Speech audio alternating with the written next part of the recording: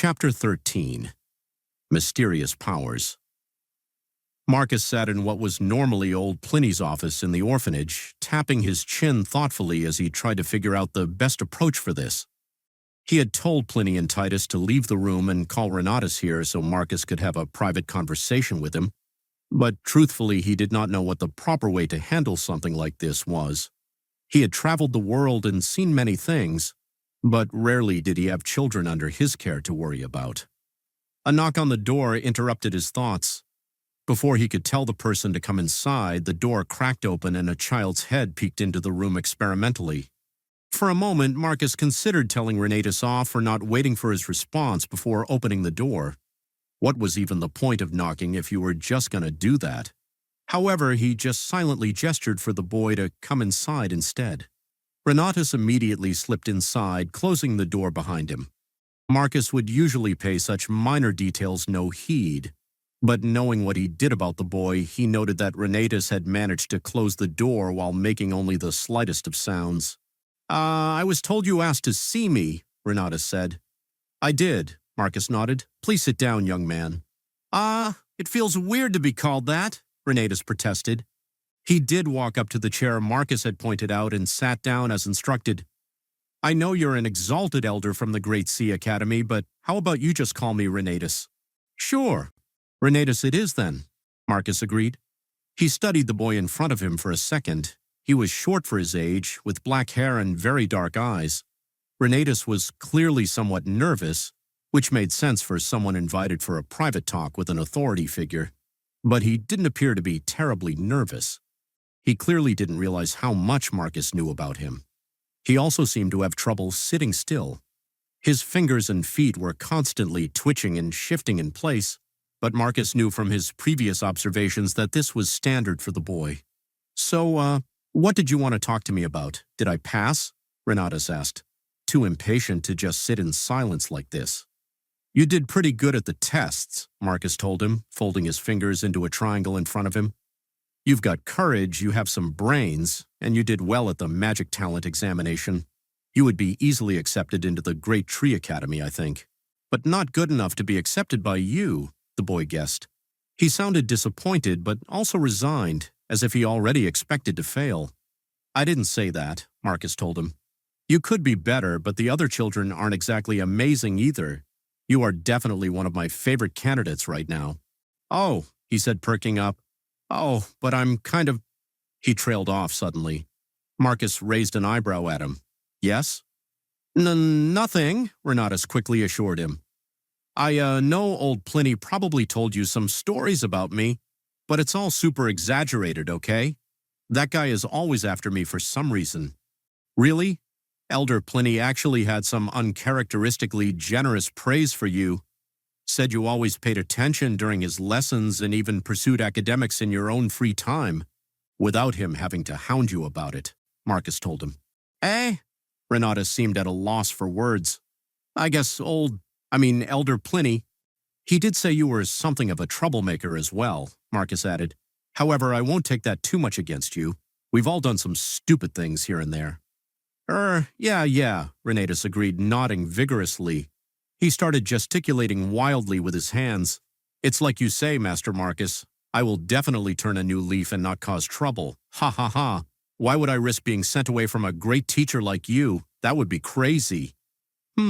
That's good," Marcus told him. "That said, I haven't finalized the selection just yet.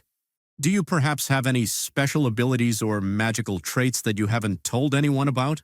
That would definitely seal the deal and ensure you were chosen. Everyone is always on the lookout for people with something special about them, after all." Renatus immediately flinched back in his seat, his eyes widening. He then seemed to realize his reaction was suspicious and tried to recover his composure. However, he then froze and gave Marcus a long stare, realization dawning on his face. "Yeah, you know," he accused, pointing his finger at him accusingly. "Rude. I know," Marcus confirmed. It was fun while it lasted, but he wasn't going to play games forever. "Wait," Renatus said, narrowing his eyes. "What do you know?" "That you have a divine blessing, stupid," said Marcus, controlling his urge to roll his eyes at him. "Who do you think you're talking to?" You, you even know it's a divine blessing? Renatus asked, his shoulders slumping slightly. If it were anything else, you would never have been able to keep it a secret for so long, Marcus said. A key feature of divine blessings and other miracles is that they cannot be detected by mortal magic. Their effects can be observed, but they use no mana and do not register as magical in any way. If what you had was a chaos mutation or an inherited magical ability, you would have been caught ages ago for magic use.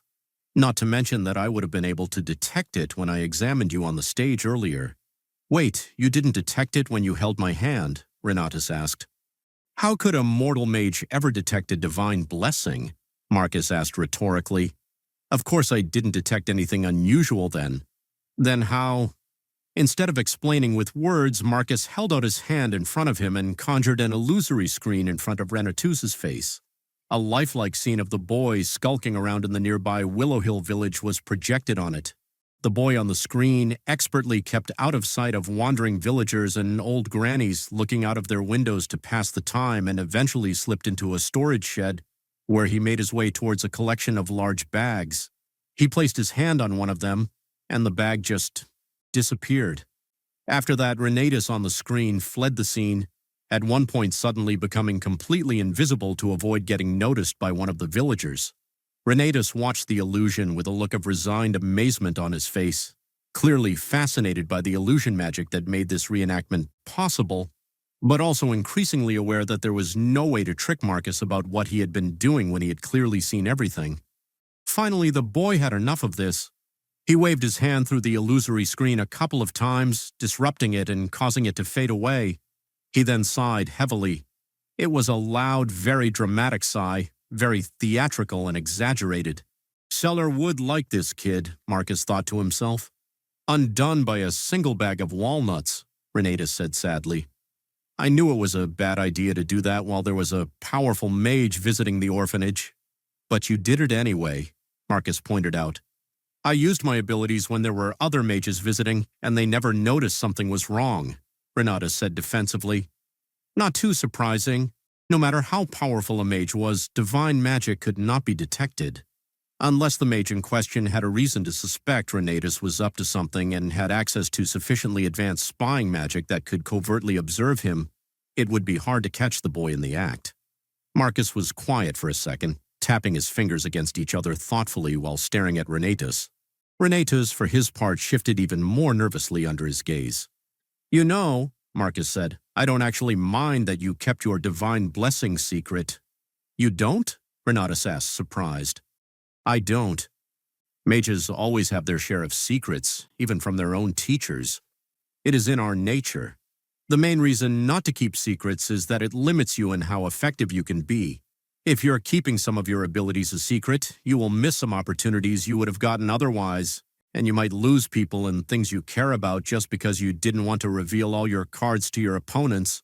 But, well, you're still a kid, and no one is relying on you. I can respect your self-control in keeping something like a divine blessing a closely kept secret, instead of revealing it to everyone straight away in hopes of getting a privileged treatment. What I cannot respect, though, is the stealing. Renatus opened his mouth to defend himself, but Marcus shut him up by lifting his palm at him. There was no actual magic in the move, but the boy was smart enough to recognize that Marcus was telling him to shut up and listen. I know what you're going to say, and it would just be insulting, Marcus said. If you are so cavalier about using your abilities to steal that you'd risk getting caught over a bag of walnuts, it means you've been using your divine blessing to steal constantly. This isn't a one-time thing, or a two-time thing, or even a five-time thing. Constantly. Renatus lowered his head in shame. Well, if he still had the capacity to be ashamed at the accusation, at least there was some hope for the kid yet. That was encouraging. Anyway, here's what I'm going to do. I will accept you as my student, Marcus said. Renatus raised his head, giving him a surprised look. However, I will give restitution to the Willow Hill villagers for the damage you've inflicted over the years, Marcus continued. At least he assumed this has all been going on for years at this point. He had no idea when Renatus got his divine blessing. You will owe me for this. Of course, Renatus hurriedly agreed. I will definitely pay it all back. It's just... And you will apologize to the village elder for your actions, Marcus added. Renatus's face soured, clearly unhappy at the thought of having to apologize. However, to his credit, he didn't actually say anything in protest. I know I should make things right, but is it really a good idea to tell everyone I have a divine blessing? He asked Marcus slowly and hesitantly. Oh no, we will definitely keep that part to ourselves, Marcus assured him. It's impossible to fully cover this up. I already told old Pliny about this for one thing. However, the fewer people know about your divine blessing, the better. The only thing the villagers have to know is that you've been stealing from them. Don't even mention there was magic involved, let alone divine magic. Renatus stared at him silently. As I said, mages always have their share of secrets. It is in the nature of the profession. Marcus shrugged. He didn't want anyone else to know that his student had undetectable stealth magic. For one thing, such an ability was more powerful the less people knew about it. More importantly, though, if knowledge of his abilities spread, a lot of people would always be extremely wary of him, and a lot of doors that would otherwise be open to him would close. Powerful stealth magic was automatically powerful assassination magic, and mages, even powerful mages, were very vulnerable to assassinations. What would happen if I just refused to become your student? Renatus asked, biting his lip. Do I even have a choice at this point? You always have a choice, Marcus said, and in any case, I'm not interested in unwilling students.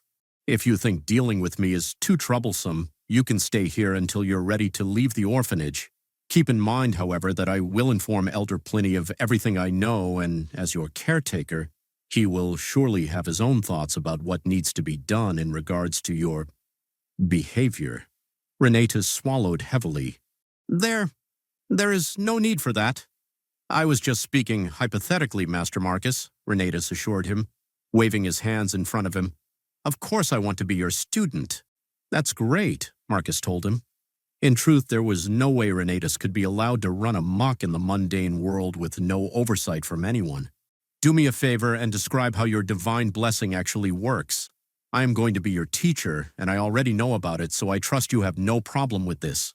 Renatus seemed slightly hesitant about the idea, but eventually nodded to him and began to talk.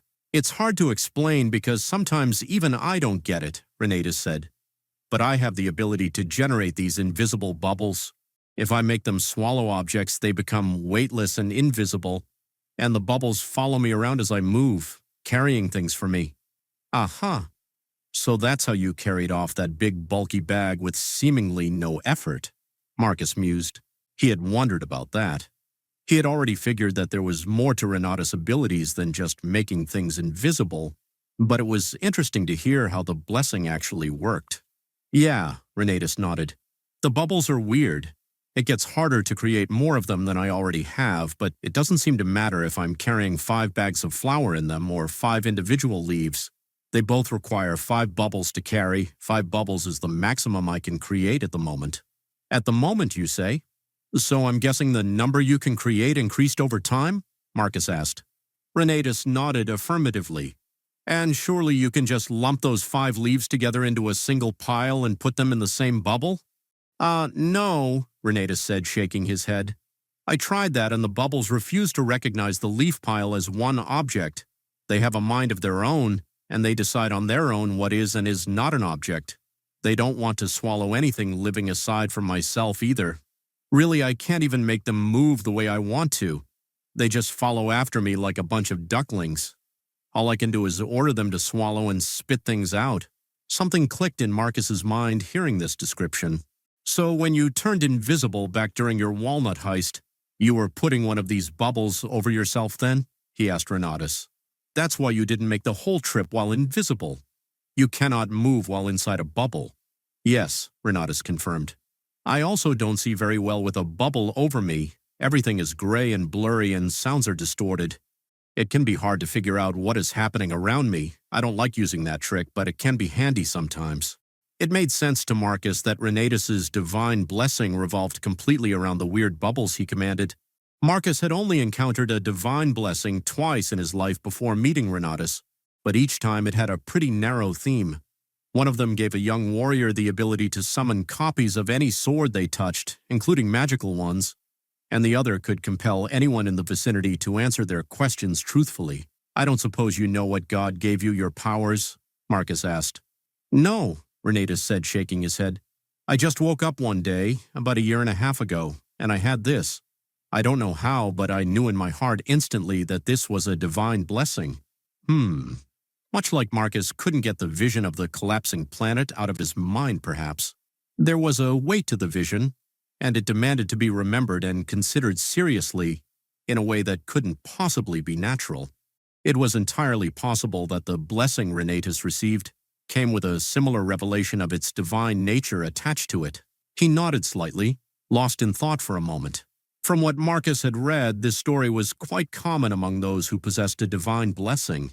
Such divine gifts were rare, but less rare than most people realized, and they occurred all over the planet with little established pattern. Some of them were explicitly given by the gods of the illuminated pantheon or the other two temples, but in that case it was mostly given to their own priests and faithful, usually for major achievements and a lifetime of service. However, most of the recipients of divine blessings were seemingly random people, usually children or young adults, who had done nothing special to deserve them. The blessings were provided by an anonymous source and came with no obligations attached to them. This was quite strange since gods were prideful beings and liked to take credit for their deeds. The official story from the illuminated pantheon was that the gods occasionally blessed random mortals as an expression of their innate goodness and generosity. But Marcus had heard some heretical theories that these blessings came from an outside source, an alien force so grand and powerful that even the gods of the illuminated pantheon did not dare go after its mortal agents. In any case, Marcus actually preferred things to be this way. If Renatus had been given a blessing by a specific named god, Marcus would have no choice but to hand him over to whatever temple that god was associated with. As it was, the priests had no right to butt their heads into his business, and Marcus liked it that way. He discussed some more details with Renatus and then sent him out of the office so he could consider the things he found out in private. Afterwards, Marcus summoned the 6 chosen candidates in front of the orphanage and offered to be their teacher. He didn't really think any of them would refuse, but tradition demanded that a mage formally accept his students in front of witnesses so that there was no ambiguity in these matters. In big academies, the deliberations regarding test results could take several days to resolve. In this case, the whole process only took several hours, even accounting for his interrogation of Renatus. Much of the crowd was still here, as people were curious about who would get eventually chosen. The villagers had gone home when Marcus retreated into the orphanage to discuss the results of his tests, but came back quickly once the word came out that he was ready to announce his choice. Marcus quickly called out 6 names and had them step out in front of him. He expected some disappointed comments from the rest of the candidates that didn't get chosen, maybe even an outburst or two, but mostly the crowd just erupted into mumbling and gossip. They seemed to find great significance in the fact 4 out of 6 of the chosen were girls, which made Marcus a little sour inside. Of course, that was what they fixated on. Just what kind of person did they think he was? Julia, Renatus, Livia, Claudia, Cassia, Valesius, Marcus spoke. The 6 of you possess the drive and the talent to be my students. Do you accept my guidance and authority? Yes, the 6 immediately shouted. I will do my best to turn you all into excellent mages, but you must understand, I am a very demanding teacher. You have a difficult path ahead of you if you decide to walk down this path with me, Marcus told them. He stared at them for a second, but none of them seemed hesitant or tempted to step away. Very well. In that case, let us not drag this out anymore. Step forth and receive my blessing. The 6 approached Marcus one by one, and as they did, Marcus did 2 things. The first was that he recited a short spell chant and placed his palm on top of the student's head, and then implanted the soul seed inside of them. The chant and the palm were not necessary and were mostly for show. He had already created the soul seeds after speaking to Renatus and finalizing his list of chosen students, and the implantation process did not require such obvious spell work. However, doing things this way allowed him to focus on the process, which was still new to him, without arousing much suspicion from his new students. If any of them thought there was something unusual about Marcus placing a hand on their head and chanting strange words as part of their initiation ceremony, they didn't say so out loud. The implantation process went smoothly until it was time for Julia to receive a soul seed. As someone who had already been accepted into the Great Tree Academy, Julia already had Sacred Oak's soul seed. As such, the attempts to implant a new soul seed into her failed. Marcus had expected that. His intuition had already made him suspect he would not succeed. However, what he expected to happen was that the existing soul seed would interfere with the implantation of the second one, causing a rejection. What happened instead was the Sacred Oak's soul fragment inside Julia outright devoured Marcus's own. It seized the soul seed Marcus sent the moment the two touched, tearing it apart and somehow feeding on its tattered remains. Although he felt no pain, it took all of Marcus's self-control not to flinch back in shock when he witnessed it through his spiritual senses. How brutal! Although Marcus was spiritual kin to the Sacred Oak, the tree's soul fragment did not hesitate at all to attack him, and was clearly more capable in soul combat than Marcus was. Marcus was also rather sure that this defense would work on more than just a rival soul seed. It was likely that any kind of possession attempt or attack on the soul would be resisted by the implanted soul seed. That meant that having a soul seed basically gave one a certain level of soul protection that was beyond anything a beginner mage could muster up on their own. His thoughts wandered to the various minor incidents in his youth where he resisted attempts to charm him or attack him spiritually. At the time, most people, including himself, simply assumed he was a strong-willed individual with a powerful soul, and that his ability to resist things he shouldn't have been able to were just a product of inborn talents. But Marcus now suspected there was more to it than that. Producing a soul seed through the use of a soul tree technique required one to be of at least spirit manifestation rank, so having one defending you was like having a tiny spirit rank angel on your shoulder watching out for you. "Is there something wrong?" Julia asked, making no attempt to remove his hand from her head. He must have blanked out a bit longer than he thought. "You have a surprisingly powerful soul," he told her, pulling his hand back. She seemed embarrassed at the compliment, muttering something that sounded like a thanks and retreating back from his reach. The second thing Marcus did was give all 6 of his new students an identification seal in the shape of a large circular medallion. It was pale white, made out of the bones of white leviathans that Great Sea's whaling ships often hunted. A powerful but relatively inexpensive magical material that was hard to acquire for mages who weren't members of Great Sea Academy. Carved into the gleaming white bone was an image of a giant tree towering over mountains, shrouding the landscape under its vast canopy. The medallions were primarily an identification tool that his students could show to anyone that questioned their allegiance, affirming their status as his students. However, they were also minor items imbued with protective enchantments, a product of Marcus's recent experimentation on the potential of soul seeds when used in magic item construction. He had personally made these in the lead-up to the choosing ceremony. The children studied the white medallions with great interest, flipping them repeatedly in their hands and tracing the carvings with their fingers, perhaps sensing that they were not entirely mundane objects. After that, Marcus had to deal with a bunch of annoying but necessary minor issues. He had to talk to Claudia's parents, for instance, since they were traveling refugees, and he had to have some way of knowing what their plans were and how to keep in contact with them. In practice, he would have to help them out a little so Claudia wouldn't have to waste her time worrying about what would happen to her family while she was gone. He also had to talk to Pliny and Titus about Renatus. He ended up telling them that the boy's blessing enabled him to turn invisible. It was obviously not the whole truth, and Marcus could tell that both Pliny and Titus understood this, but the 2 men did not push him too hard for additional details. After those matters were settled, he informed his new students that they had the rest of the day and tomorrow free to say goodbye to their families and settle their affairs before they would all set off towards their new accommodations. Marcus stood in front of a small stone tower, his new students fanned out behind him. The building had seen better days. The roof was partially collapsed, many of the roof tiles missing and exposing the wooden framework beneath. There were traces of an extensive garden surrounding the tower, but it had not been maintained in a long time and was utterly overgrown with weeds now. The front door was seemingly ripped off its hinges at some point and was now lying on the ground some distance away from the entrance. This was the Amethyst Academy, or at least the remains of it. Marcus had bought it from the last 2 surviving members while waiting for the judging ceremony to start.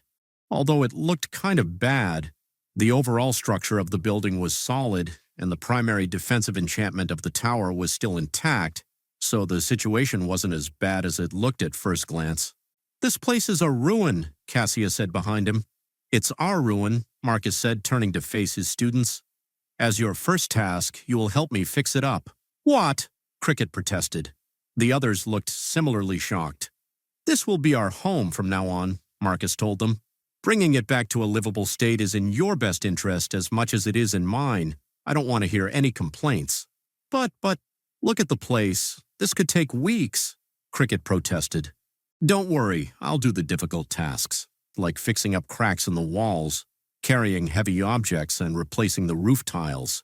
I predict it will only take us 3 or 4 days to restore the place if you work hard." Are you going to teach us some cleaning and repair spells to make the work go faster?" Felicis asked. He was a pretty unremarkable boy of average height with short brown hair. The only notable feature he had was a long, thin scar on his left cheek, apparently gotten while bringing a kitten too close to his face as a young orphan. "No magic lessons will commence until the place is fixed up and ready to receive students," Marcus said, folding his hands over his chest. "Besides, how would I teach you any spells? You aren't even rank 1 mages yet." Seeing how everyone except Julia was giving him blank looks for incomprehension, Marcus sighed internally and decided to give them a quick lesson in magic theory. He was serious about there being no magic lessons until the tower was restored, but this was pure theory, and it would give them some perspective of the long road in front of them. In order to cast even the simplest of spells, you need to use mana, the magical energies that suffuse mystical places and creatures of the world, to power them. However, you don't have any mana, so you need to get it from the world around you. He extended his arms into the air and gestured at the land around them. "This tower has been built on one of the natural nodes of power on the planet. There is power all around us, but I bet none of you can feel it." The students shared questioning looks between each other, silently realizing that none of them felt anything special about this place. Some of them gave Julia searching looks. The great tree girl was keeping herself visibly more distant from the rest of the children, apparently reluctant to really interact with them. Marcus hoped that wouldn't persist, or else he would have to intervene somehow.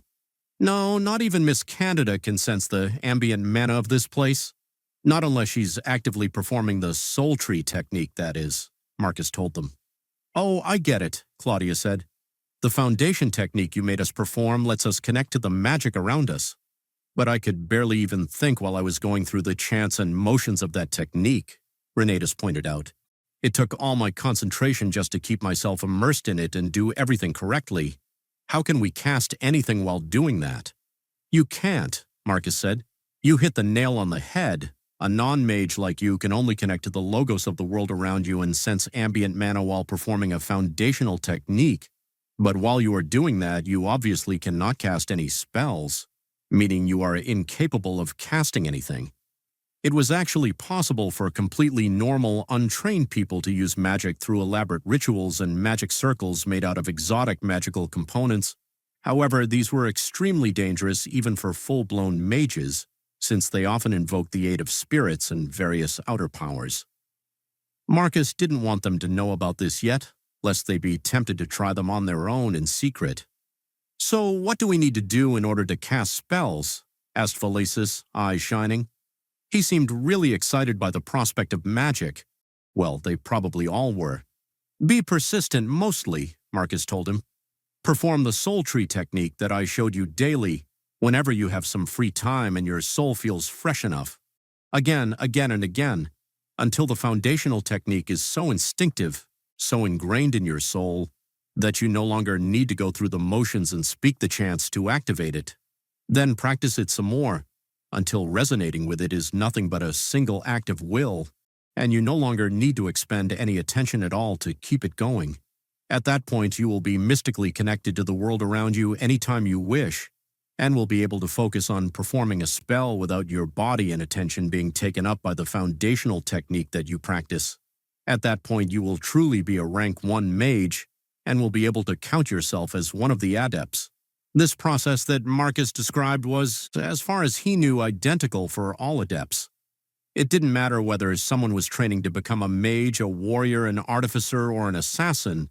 They were all initially tasked with integrating their foundational technique into their soul through stubborn repetition before they could actually begin to practice their magic.